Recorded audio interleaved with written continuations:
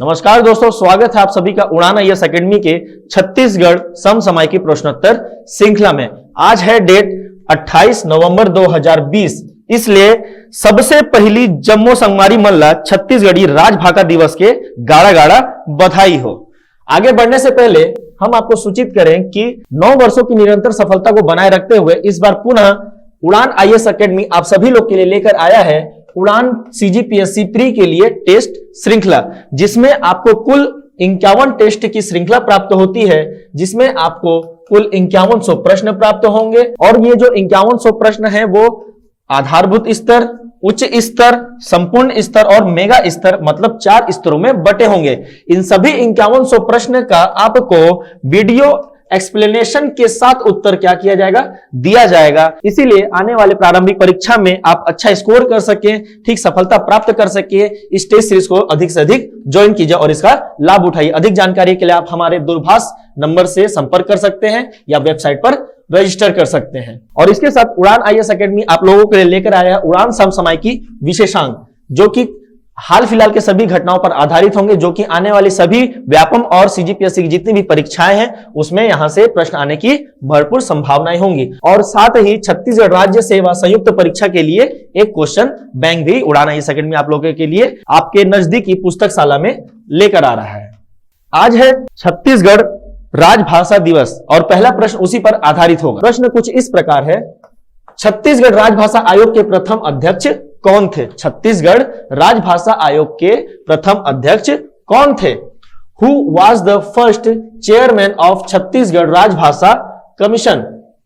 Okay, ठीक, पहला option हमारे पास है दानेश्वर शर्मा जी, दूसरा ऑप्शन है विनय कुमार पाठक जी, तीसरा ऑप्शन है श्यामलाल चतुर्वेदी जी, चौथा ऑप्शन है श्री पालेश्वर शर्मा जी। तो दोस्तों ये जो पालेश्वर शर्मा जी वो राजभाषा आयोग के अध्यक्ष नहीं रहे, ये जो 3 हैं वो तीनों अध्यक्ष रह चुके, लेकिन ये पहला अध्यक्ष कौन होगा ये आप सभी के लिए क्या होगा, एक बूस्टर क्वेश्चन होगा, जिसका आंसर आप कहां देंगे, कमेंट बॉक्स में देंगे। ये तीनों ही याद रखिएगा अध्यक्ष रह चुके, लेकिन इनमें से पहला अध्यक्ष कौन था आप कहां बताएंगे, कमेंट सेक्शन में बताएंगे। आज आपको लिए क्या होगा, ये होमवर्क होगा। दूसरे क्वेश्चन की ओर बढ़ते हैं हम। राजभाषा दिवस 28 नवंबर, दूसरा क्वेश्चन है राजभाषा दिवस 28 नवंबर 2020 को छत्तीसगढ़ी के प्रचार प्रसार में महत्वपूर्ण योगदान के लिए कितने विभूतियों को सम्मानित किया जाएगा? मतलब जो आज का तारीख है राजभाषा दिवस का, आज के दिन जो छत्तीसगढ़ी राजभाषा के प्रचार प्रसार में क्या कर रहे हैं, अपना महत्वपूर्ण योगदान दे रहे हैं, चाहे वो साहित्य लिख कर दें, चाहे वो रचनाएं करके दे, या फिर वो क्या है मैगजीन बनाकर दे, अखबार में, जिसने भी प्रकार से वो छत्तीसगढ़ी भाषा के लिए प्रचार प्रसार का कार्य कर रहे हैं उनको आज सम्मानित करने का कार्य किया जाएगा। On Rajya Bhasha Diwas November 28, 2020, how many personalities are being honoured for their significant contribution in propagation of Chhattisgarhi? तो दोस्तों याद रखिएगा इसका उत्तर होगा 11। ठीक है, हम धीरे धीरे इन 11 नामों को देखेंगे, इनकी रचनाएं क्या है, इनके क्या ठीक है योगदान है, इनके ऊपर भी क्या करेंगे, आगे बात करेंगे। जो आज का हमारा तीसरा प्रश्न है वो है 1 दिसंबर 2020 से शुरू हो रहे न्यूनतम समर्थन मूल्य पर धान विक्रय हेतु पंजीकृत किसानों को टोकन किस तारीख को जारी किया गया? छत्तीसगढ़ में होने वाली जो परीक्षाएं हैं वस्तुनिष्ठ, उसमें ये कोई प्रश्न पूछ सकता है। ठीक, सभी को मालूम रहता है कि 1 दिसंबर से तो धान खरीदी शुरू हो रही है, लेकिन 1 दिसंबर से जो धान बिकेगा, जो किसानों के द्वारा धान बेचा जाएगा, उसके लिए किसान क्या करेंगे, टोकन लेते हैं। ठीक है, टोकन लेते हैं। वो टोकन किस तारीख से जारी किया गया? तो ये टोकन जो है वो 27 नवंबर से जारी किया जा रहा है 2020। ऑब्वियस सी बात है 2020 27 नवंबर से ये जारी किया जा रहा है। On which date the token was issued to be registered farmers for selling paddy at minimum support price starting from 1 December 2020? Answer हो जाएगा क्या, 27 नवंबर। बढ़ते हैं चौथे प्रश्न की ओर। इस वर्ष धान खरीदे हेतु लगभग कितने नवीन धान उपार्जन केंद्र खोले गए हैं? याद कीजिए इसी कड़ी में 2 दिन पहले हमने पढ़ा था कि 103 लगभग क्या खोले गए हैं, धान खरीदी केंद्र खोले गए हैं। नया नोटिफिकेशन गवर्नमेंट ने ठीक इसे अपडेट किया है कि लगभग 260 धान खरीदी केंद्र क्या है इस बार ओपन किए जा रहे हैं। तो यहां पास ऐड करना होगा हमें कि ये कितने हो चुके हैं, 260 हो चुके हैं। अगर इसमें कोई और अपडेट होता है तो मैं आगे आपके लिए इसके क्या करूंगा, क्वेश्चन को अपडेट जरूर करूंगा। तो अभी के लिए आप याद रखेंगे कि approximately how many new paddy procurement center were opened for paddy procurement this year? कितना है, 260। आज का जो हमारा पांचवा प्रश्न है वो है पर्यावरण पार्क लुथरा किस जिले में स्थित है? In which district is the environmental park Luthra located? ठीक है, लूथरा ना तो रायपुर में है, ना कोरबा में है, ना कोरिया में है, ये कहां है अपना बिलासपुर में है। ठीक, आज का हमारा छठवां प्रश्न है, बहुत सुंदर प्रश्न। ब्लूटूथ गुरुजी योजना के तहत बने उस एप्लीकेशन या ऐप का नाम क्या है जिसके माध्यम से बच्चों को ऑडियो क्लिप ब्लूटूथ के माध्यम से ट्रांसफर किया जा रहा है। ठीक, ध्यान से समझिए, यहां पास हो क्या रहा है कि एक योजना चली, ब्लूटूथ गुरुजी योजना, उसके तहत एक ऐप बनाया गया।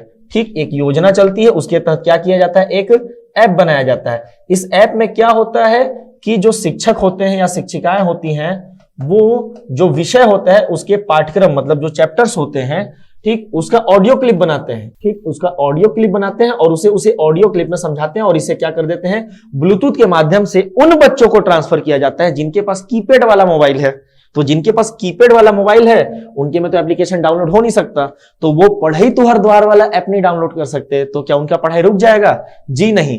तो सरकार ने यहां क्या किया, ब्लूटूथ गुरुजी योजना चलाया, जिसके तहत क्या किया, एक ऑडियो क्लिप वाला मैसेज कहां डाल दिया जाएगा, उनके मोबाइल में डाल दिया जाएगा, जिससे बच्चे आसानी से पढ़ सके। क्योंकि जो एंड्रॉइड चलाते हैं वो तो पढ़ई तुहर द्वार पोर्टल से ही पढ़ लेंगे, लेकिन जिनके पास क्या है, एंड्रॉइड फोन नहीं है, वो क्या करेंगे, वो इस एप्लीकेशन मतलब शिक्षकों के पास तो ये ऐप रहेगा, तो इस ऐप में वो ऑडियो क्लिप अपना डाल देंगे और इसी ऑडियो को ब्लूटूथ के माध्यम से कीपैड वाले मोबाइल में डाल दिया जाएगा। अब वो कीपैड वाले जो बच्चे होंगे वो इसे पढ़ लेंगे। लेकिन यहां पास ये पूछा जा रहा है कि ऐप का नाम क्या है। मैं तो ऐप के बारे में बोल रहा हूं कि ऐप बनाया, ऐप बनाया, ऐप बनाया, तो ये ऐप का नाम है बुलटू के बोल। ठीक है, बहुत अच्छा नाम है, बुलटू के बोल। इंग्लिश में है, what is the name of the app made under Bluetooth Guruji Yojana through which audio clip are transfer to children through Bluetooth. ठीक, आंसर क्या होगा, बुलटू के बोल। याद रखिएगा, अच्छा क्वेश्चन है। ठीक, एग्जाम पॉइंट ऑफ व्यू से।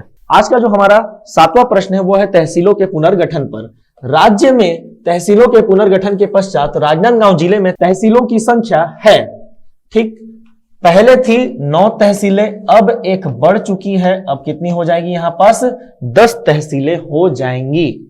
ठीक, तो याद रखिएगा, after reorganisation of tehsil in state there are number of tehsil Rajnandgaon district, वो कितना है, 10। ऑप्शन नंबर बी हमारा यहां पास उत्तर हो जाएगा, क्या होगा, 10 तहसील अभी वर्तमान में राजनांदगांव में है। तो दोस्तों यहां पर जो 10वां तहसील है वो कौन सा है, हमारा गंडई। ठीक है, याद रखिएगा 10वां तहसील गंडई निर्मित हुआ है। अगला प्रश्न है, बेलोदी जलाशय किस जिले में स्थित है। ठीक, थोड़ा ध्यान से, बेलोदी जलाशय किस जिले में स्थित है जिसे हाल ही में पक्षी विचरण प्रक्षेत्र बनाने का निर्देश दिया गया है।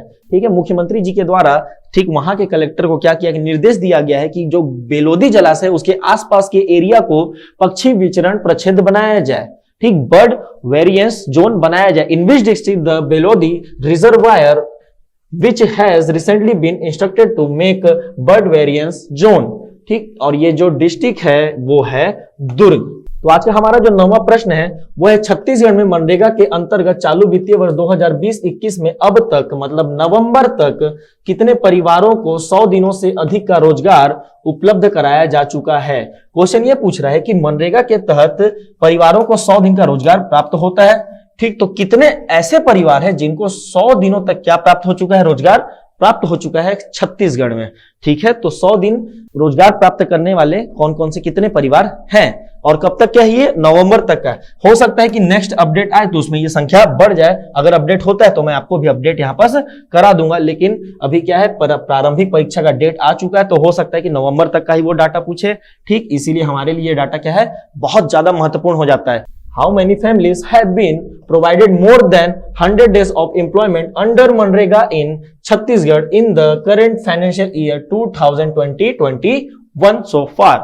ठीक दोस्तों, तो इसका जो उत्तर होगा वो है 1,21,740। 1,21,740 लोग क्या है, यहाँ पास परिवार है ये, जिन्होंने 100 दिन से अधिक रोजगार प्राप्त किया है मनरेगा में। कहा, छत्तीसगढ़ में। हो सकता है कि एग्जाम में 1.22 लाख भी लिखा आ सकता है, तो आप इसे भी क्या करेंगे, याद रखेंगे। ठीक, आज का जो हमारा अंतिम प्रश्न है वो भी मनरेगा के ऊपर है। ठीक, ये भी बाद में अपडेट हो सकता है, लेकिन अभी जहां तक हमारे पास अपडेट है उसके हिसाब से ये क्वेश्चन बनेगा कि प्रदेश में मनरेगा श्रमिकों को 100 दिनों से अधिक का रोजगार देने में कौन सा जिला सबसे आगे है। विच district is at the forefront of providing more than 100 days of employment to MNREGA worker in the state. ठीक, और ये जो स्टेट है वो ना तो कोरिया है, ना मुंगेली है, ना महासमुंद है। उत्तर क्या है हमारा? ऑप्शन नंबर डी, कबीर धाम। ठीक, कबीर धाम ऐसा डिस्ट्रिक्ट है जो कि क्या है, मनरेगा के तहत सर्वाधिक रोजगार उपलब्ध करा रहा है परिवारों की संख्या के हिसाब से। इसने लगभग 8,971 परिवारों को ठीक 100 दिन से अधिक का रोजगार दिला दिया है। समझ में आया दोस्तों? ये रहा आज के हमारे 10 प्रश्नों का आंसर की। आशा करता हूं आप सभी को ये 10 पसंद आती है तो इसे लाइक करें, कमेंट करें और अपने सभी दोस्तों के साथ अधिक से अधिक शेयर करें, ताकि उड़ान आईएएस एकेडमी का ये जो पहल है वो उससे अधिक बच्चे लाभ प्राप्त कर सकें। इसी आशा के साथ मिलते हैं हम अगली कड़ी में। धन्यवाद।